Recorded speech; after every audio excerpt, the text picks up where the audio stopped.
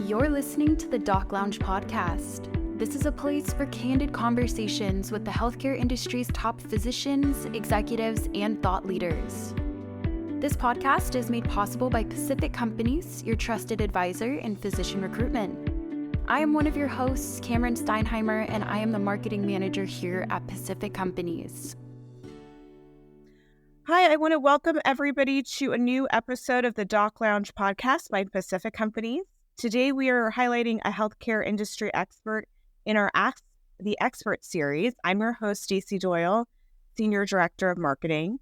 Joining us today is Dr. Jill Wade, a dentist-turned businesswoman with over 20 years of experience. As a co-founder of Progressive Finance and a financial literacy advocate for healthcare professionals, she knows exactly how to navigate the financial world.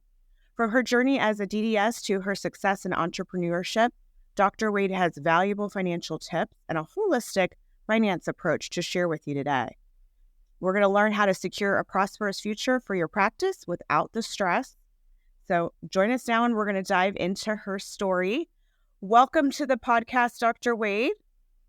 Stacey, thank you for having me today. Of course. I know you're on the road traveling, so we're really happy you're able to make time and for us. And you're a busy, successful businesswoman and practicing dentist. So I wanted to just kick it off and let you give a brief intro about yourself.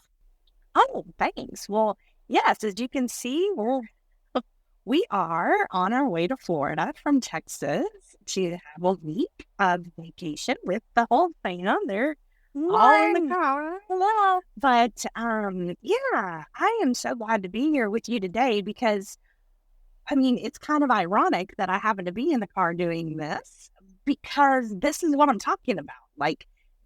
What we're trying to talk about is we all have been trained, have a great skill, love what we do, go to work hard. But we also got to figure out more of how to play a little bit too, right? How to spend time with those people that we love the most, our family, and kind of make it all work. And so in some ways, I feel like today and me being in the car and technology being able to do what we're doing is really what it's all about, right? It's creating this business that we all have and we love and turning it from a lifestyle business into an investment. And I think there's just this beautiful balance between both. And what most of us do is we create these businesses just to satisfy our lifestyle, right?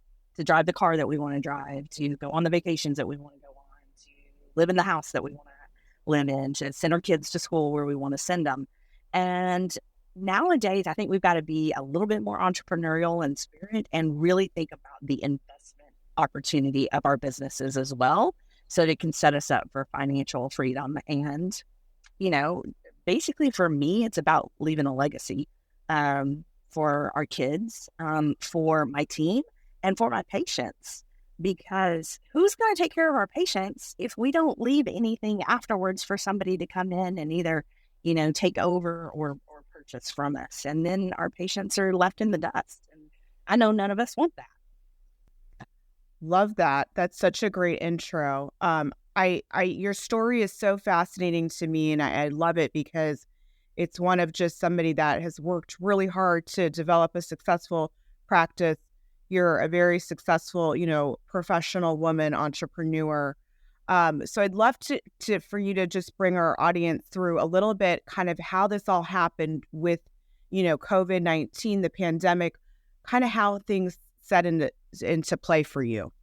The business itself, I feel like we all go through our seasons, right? We all start off fresh from school, kind of broke, not broken yet, but broke. We're trying to figure it out. We're excited when we first start making some money. And pretty much at that point, you're buying a house or you're getting married or you're having kids. And everything that you're making is pretty much going right back out again, right? Money in, money out. Then you kind of get a couple of years underneath your belt and you start to have a little bit of extra. But what I find is that's when you start to grow your business more, right? You start to multiply something and pretty much everything extra that you're making now goes right back into the business. And these are normal seasons. There's nothing wrong with it. Nobody's making any mistakes. But at some point, what I am realizing now, I'm 53 years old now, Stacey. And so I've been in the business long enough to realize that if I'd have known some of the things that I know right now, if I'd have known them about 15, maybe 20 years earlier, maybe even just 10 years earlier, I would have started to create more of an investment of the business earlier.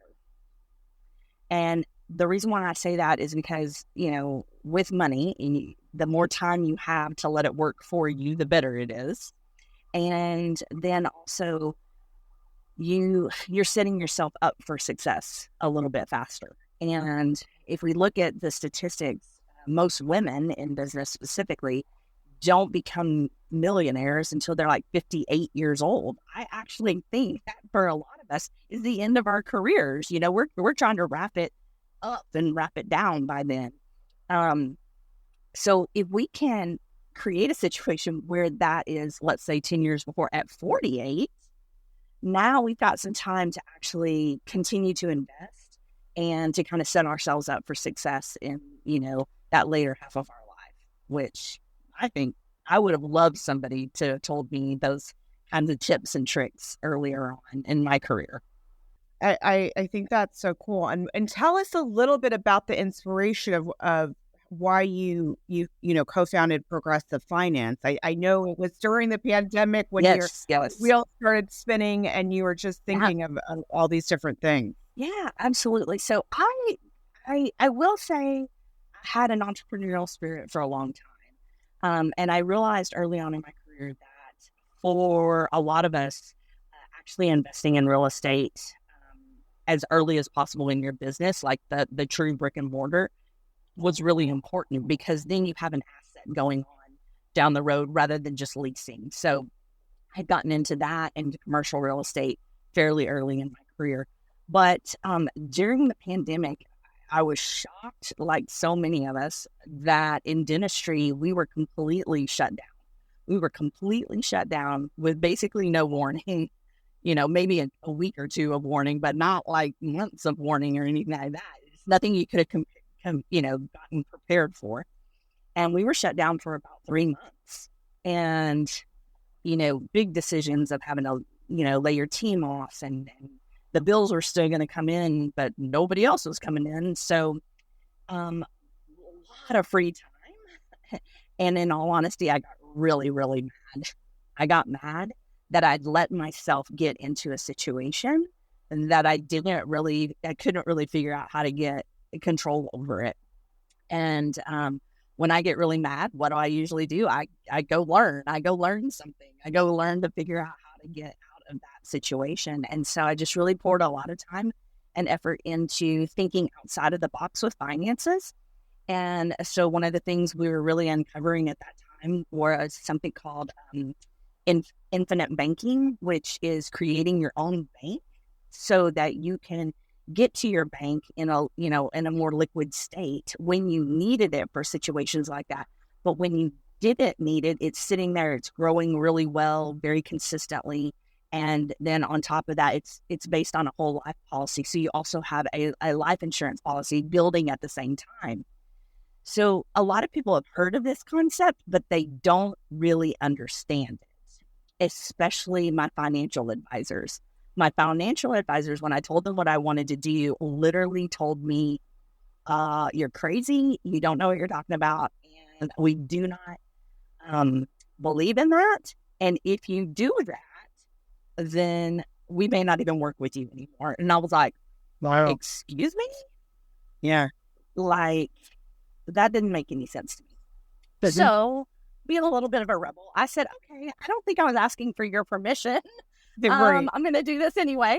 And it's been one of those things that I've just found great success with, to the point where it's perfectly matched for small business owners like doctors, physicians, dentists, chiropractors, and those of us who have good cash flow most of the time, but every once in a while, for whatever reason, we decide to take a big vacation. One of our associates, maybe gets pregnant and is going to take some time off, or we have a big staff change or something. sometimes we need to get a hold of some of our money just to keep the cash flow going for a little bit, and then we're able to replace it. Well, we have found that this is just one of the best things for that. And it really gets down to, it just becomes less stressful to own your own business. And I think all of us understand how detrimental stress can be to our own, health and well-being. And so anytime in my life that I can figure out how to decrease stress, I'm all for it. I want to hear all about it. So that's kind of where progressive finance really got seated, was when I said, why are people not telling us about this? It's our choice. We know our businesses and we know our own risk, factor, like how much are you willing to risk or think outside of the box. But why aren't people just telling us about this stuff? And, I was a single mom for 10 years, and I spent a majority of those years working, trying to just figure out how to make another income for my family. And I worked so hard, and I was like the hamster on the wheel. Okay, I'm just going to work harder. I'm going to produce more. I'm going to make more money. But some of these other outside of the box thinkings, like how to just set your entities up different, maybe with some trust and things like that. The tax mitigation that I was able to do, just setting things up differently, guess what it did for me? It brought in another income without me having to do any more work. I already did the work. But because of the way you kind of set it up, and then the flow of your taxes allows you just to take advantage of some of the natural tax, implications that are out there already set up for small businesses. But nobody was sharing that with me. Yeah. Nobody was sharing that with me. And so that's really what progressive finance is all about. It's just to start a community who's willing to communicate about money and think of it a little bit outside of the box. The way I did things isn't going to be necessarily perfect for everybody. Everybody's situation is different. Everybody thinks about money different, and everybody has different, levels of risk that they're willing to do. But nobody's out there really talking about it either.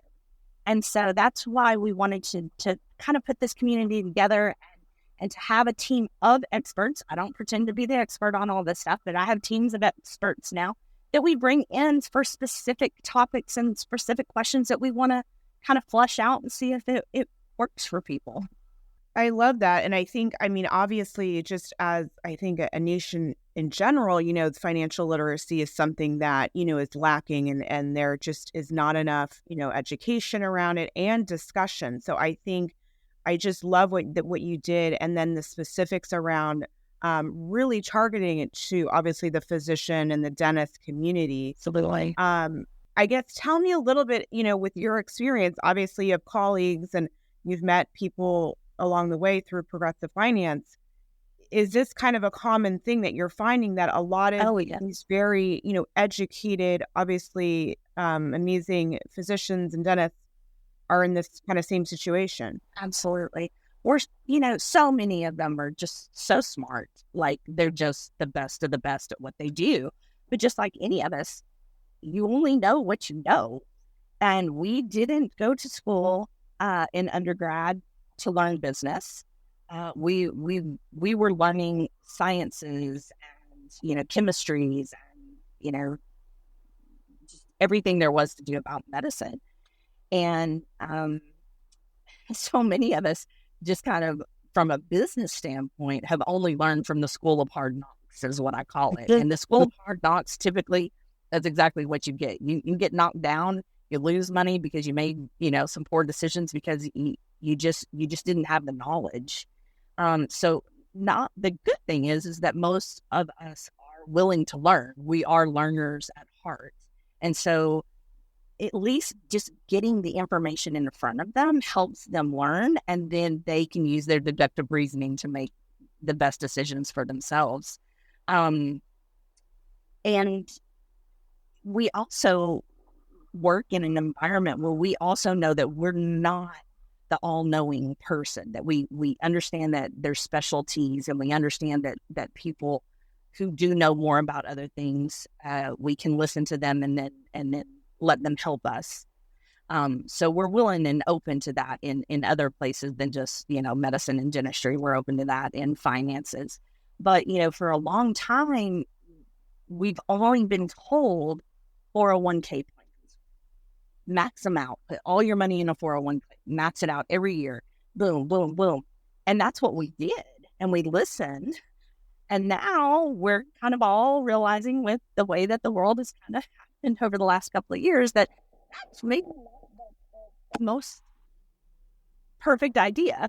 I still have 401k plan, and I still believe in being diversified. I don't believe in having all of your eggs in one basket. Okay. So I'm not saying that is terrible and you shouldn't do that. I'm just saying, look at everything. And what I don't like about 401k plans right now is that you can't get to your money easily without getting a lot of penalties for taking that out. And right now, in the way that the world is right now, I think we need to be more liquid. And so some of the other ideas and things we bring to the table are how can we have your money making money for you, but also be able to be more liquid, meaning when I need it, I can pull it out and then I can put it back in again. And so these things just take a little bit of time to hear what people suggest and see what things are out there, and then learn more about it, and then make really good decisions for your family. And of course, it also depends on how old you are too. And so that if I was in my 20s, I could do some different things, and it might not affect me so much. But I'm 53 and I'm trying to maybe retire at 60. I got to think of some things differently. I don't have 15, 20 years to let the money or the investment grow for me, right? That's right. Yeah, I think that's great advice, and advice that you don't always hear, So I think it's again, like you're saying, the education around that, and what you're saying too is having that liquidity that you can put back in your business, when there are, like you're saying, if there's bumps or different things that come about, exactly, because you're going to get hit with penalties on the 401k side. So we were really taught, trained, and educated to just put your head down and work harder, study harder, do more to get what we wanted or to where we wanted to go. This philosophy is a little different. And so it's kind of uncomfortable for us. And we don't, we're not Wall Street, gurus. And so it's uncomfortable because we don't know something about it, and we're not used to not knowing something about something. Like, we're pretty confident in what we know. And so when we don't know something, then the tendency is to say, I don't know anything about that, or I don't agree with that, and then close off our mindset to it. And that's why I think it's just so important to just really open up the conversation. That's why I appreciate you, having this conversation with me today, because this is going to spur on more conversation. And the conversation about money is just really weird. Like, people do not like to talk about money to other people. It's like taboo. They'll talk about sex. They'll talk about all kinds of other things, but, money, not so much. Well, I learned so much today, and I'm sure our listeners did as well. And I commend you for, your success from being such a successful dentist and then becoming such a successful, businesswoman and entrepreneur, and really just making everybody, more comfortable and bringing financial literacy in the discussion, more mainstream, which is, I think, what we all need. So I appreciate your time, and I hope that you're able to enjoy your vacation with your family and just have some time off. Thank you to all of our listeners. If you would like to be notified when new episodes air, make sure to hit that subscribe button. And a big thank you to Pacific Companies. Without you guys, this podcast would not be possible. If you would like to be a guest, please go to www.pacificcompanies.com. Thank you.